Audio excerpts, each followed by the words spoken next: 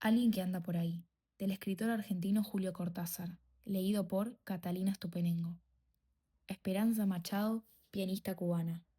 A Jiménez lo habían desembarcado apenas caída la noche y aceptando todos los riesgos de que la caleta estuviera tan cerca del puerto. Se valieron de la lancha eléctrica, claro, capaz de rebalar silenciosa como una raya y perderse de nuevo en la distancia mientras Jiménez se quedaba un momento entre los matorrales esperando que se le habituaran los ojos, que cada sentido volviera a ajustarse al aire caliente y a los rumores de tierra adentro. 2 días atrás había sido la peste del asfalto caliente y las frituras ciudadanas, el desinfectante apenas disimulado en el lobby del Atlantic, los parches casi patéticos del Bourbon con que todos ellos buscaban tapar el recuerdo del ron. Ahora, aunque crispado y en guardia y apenas permitiéndose pensar, lo invadía el olor de Oriente, la sola inconfundible llamada del ave nocturna que quizás le daba la bienvenida. Mejor pensarlo así como un conjuro. Al principio a York le había parecido insensato que Jiménez desembarcara tan cerca de Santiago. Era contra todos los principios. Por eso mismo, y porque Jiménez conocía el terreno como nadie, York aceptó el riesgo y arregló lo de la lancha eléctrica. El problema estaba en no mancharse los zapatos, llegar al motel con la apariencia del turista provinciano que recorre su país. Una vez ahí, Alfonso se encargaría de instalarlo. El resto era cosa de pocas horas. La carga del plástico en el lugar convenido y el regreso a la costa donde esperarían la lancha y Alfonso. El telecomando estaba a bordo y una vez mar afuera, el reverberar de la explosión y las primeras llamaradas en la fábrica los despediría con todos los honores. Por el momento había que subir hasta el motel valiéndose del viejo sendero abandonado desde que habían construido la nueva carretera más al norte, descansando un rato antes del último tramo para que nadie se diera cuenta del peso de la maleta cuando Jiménez se encontrara con Alfonso y éste la tomara con el gesto del amigo, evitando al maletero solícito y llevándose a Jiménez hasta una de las piezas bien situadas del motel. Era la parte más peligrosa del asunto, pero el único acceso posible se daba desde los jardines del motel. Con suerte, con Alfonso, todo podía salir bien. Por supuesto no había nadie en el sendero invadido por las matas y el desuso, solamente el olor de oriente y la queja del pájaro que irritó por un momento a Jiménez como si sus nervios necesitaran un pretexto para soltarse un poco, para que él aceptara contra su voluntad que estaba ahí indefenso, sin una pistola en el bolsillo porque en ese caso York había sido terminante. La misión se cumplía o fracasaba, pero una pistola era inútil en los dos casos y en cambio podía estropearlo todo. York tenía su idea sobre el carácter de los cubanos y Jiménez la conocía y lo puteaba desde tan dentro mientras subía por el sendero y las luces de las pocas casas y el motel se iban abriendo como ojos amarillos entre las últimas matas. Pero no valía la pena putear. Todo iba according to schedule como hubiera dicho el maricón de York. Y Alfonso en el jardín del motel pegando un grito y qué carajo dónde dejaste el carro.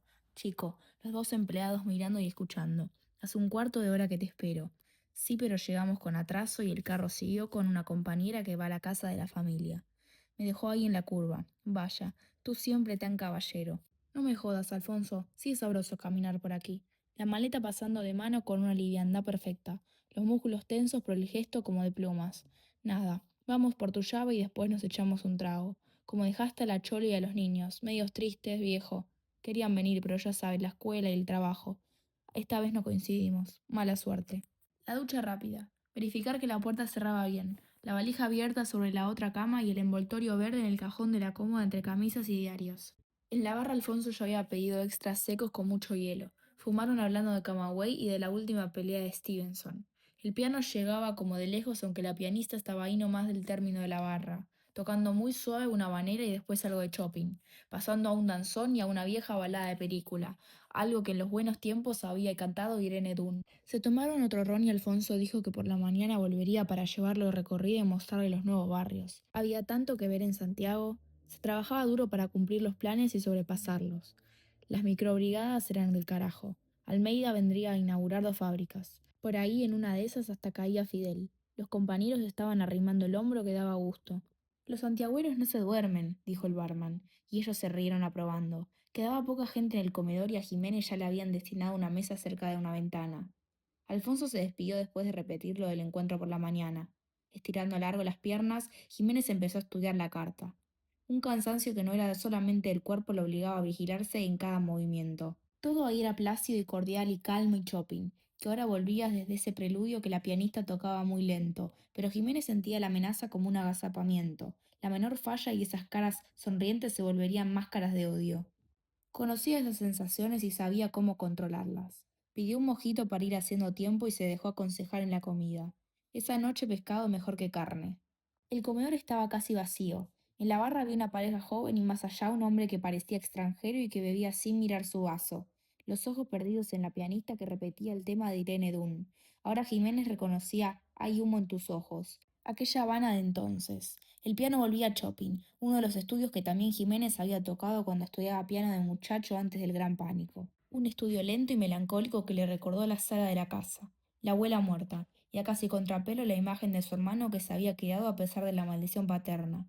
Robertico muerto como un imbécil en Girón en vez de ayudar a la reconquista de la verdadera libertad. Casi sorprendido, comió con ganas, saboreando lo que en su memoria no había olvidado, admitiendo irónicamente que era lo único bueno al lado de la comida esponjosa que tragaban del otro lado. No tenía sueño y le gustaba la música. La pianista era una mujer todavía joven y hermosa. Tocaba como para ella sin mirar jamás hacia la barra donde el hombre con aire extranjero seguía el juego de sus manos y entraba en otro ron y otro cigarro. Después del café Jiménez pensó que se le iba a hacer largo esperar la hora en la pieza y se acercó a la barra para beber otro trago. El barman tenía ganas de charlar, pero lo hacía con respeto hacia la pianista. Casi un murmullo como si comprendiera que el extranjero y Jiménez gustaban de esa música. Ahora era uno de los valses, la simple melodía donde Chopin había puesto algo como una lluvia lenta, como talco o flores secas en un álbum. El barman no hacía caso del extranjero. Tal vez hablaba mal el español o era hombre de silencio. Ya el comedor se iba apagando y habría que irse a dormir, pero la pianista seguía tocando una melodía cubana que Jiménez fue dejando atrás mientras encendía otro cigarro y con buenas noches circular se iba hacia la puerta y entraba en lo que se esperaba más allí, las 4 en punto sincronizadas en su reloj y el de la lancha. Antes de entrar en su cuarto acostumbró sus ojos a la penumbra del jardín para estar seguro de lo que había explicado Alfonso. La picada a unos 100 metros. La bifurcación hacia la carretera nueva. Cruzarla con cuidado y seguir hacia el oeste. Desde el motel solo se veía la zona sombría donde empezaba la picada, pero era útil detectar las luces en el fondo y dos o tres hacia la izquierda para tener una noción de las distancias. La zona de la fábrica empezaba a 700 metros al oeste. Al lado del tercer poste de cemento encontraría el agujero por donde franquear la alambrada. En principio era raro que los centinelas estuvieran de ese lado. Hacían una recorrida cada cuarto de hora, pero después preferían charlar entre ellos del otro lado donde había luz y café. De todos modos ya no importaba mancharse la ropa. Habría que arrastrarse entre las matas hasta el lugar que Alfonso le había descrito en detalle. La vuelta iba a ser fácil sin el envoltorio verde, sin todas esas caras que lo habían rodeado hasta ahora. Se tendió en la cama casi enseguida y apagó la luz para fumar tranquilo. Hasta dormiría un rato para aflojar el cuerpo. Tenía el hábito de despertarse a tiempo. Pero antes se aseguró de que la puerta cerraba bien por dentro y que sus cosas estaban como les había dejado. Tarareó el balsecito que se le había hincado en la memoria, mezclándose el pasado y el presente. Hizo un esfuerzo para dejarlo irse, cambiarlo por Hay humo en tus ojos. Pero el balsecito volvía o el perludio. Se fue adormeciendo sin poder quitárselos de encima, viendo todavía las manos tan blancas de la pianista, su cabeza inclinada como la atenta oyente de sí misma. El ave nocturna cantaba otra vez en alguna mata o en el palmar del norte. Lo despertó algo que era más oscuro que la oscuridad del cuarto, más oscuro y pesado, vagamente a los pies de la cama. Había estado soñando con Phyllis y el Festival de Música Pop, con luces y sonidos tan intensos que abrir los ojos fue como caer en un puro espacio sin barreras, un pozo lleno de nada, y a la vez su estómago le dijo que no era así, que una parte de esto era diferente, tenía otra consistencia y otra negrura. Buscó el interruptor de un manotazo. El extranjero de la barra estaba sentado al pie de la cama y lo miraba sin apuro, como si hasta en ese momento hubiera estado velando su sueño.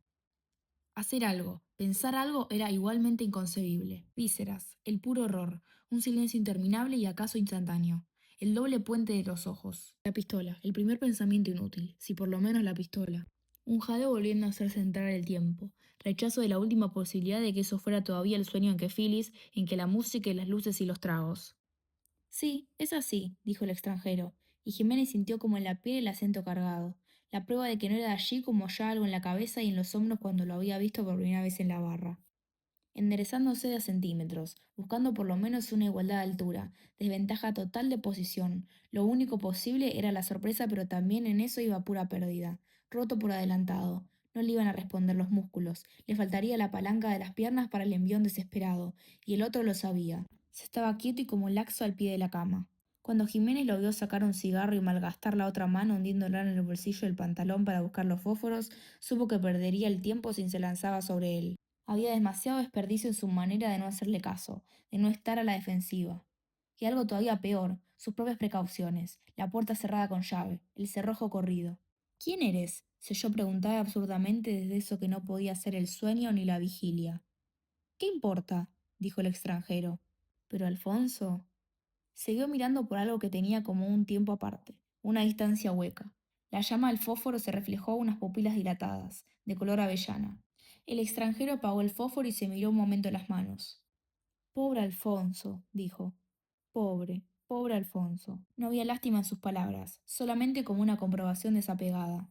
¿Pero quién coño eres? Gritó Jiménez sabiendo que eso era la histeria, la pérdida del último control. O alguien que anda por ahí, dijo el extranjero. Siempre me acerco cuando toca mi música, sobre todo aquí, ¿sabes? Me gusta escucharla cuando la tocan aquí, en esos pianitos pobres. En mi tiempo era diferente. Siempre tuve que escucharla lejos de mi tierra. Por eso me gusta acercarme. Es como una reconciliación, una justicia. Apretando los dientes para desde ahí dominar el temblor que lo ganaba de arriba abajo, Jiménez alcanzó a pensar que la única cordura era decidir que el hombre estaba loco. Ya no importaba cómo había entrado, cómo sabía, porque desde luego sabía pero estaba loco, y esa era la sola ventaja posible. Ganar tiempo, entonces seguirle la corriente, preguntarle por el piano, por la música. Toca bien, dijo el extranjero. Pero claro, solamente lo que escuchaste, las cosas fáciles. Esta noche me hubiera gustado que tocara ese estudio que llaman revolucionario. De veras me hubiera gustado mucho. Pero ella no puede, pobrecita. No tiene dedos para eso. Para eso hacen falta dedos así. Las manos alzadas a la altura de los hombros. Le mostró a Jiménez los dedos separados, largos y tensos. Jiménez alcanzó a verlos un segundo antes de que solamente los sintiera en la garganta. Cuba, 1976.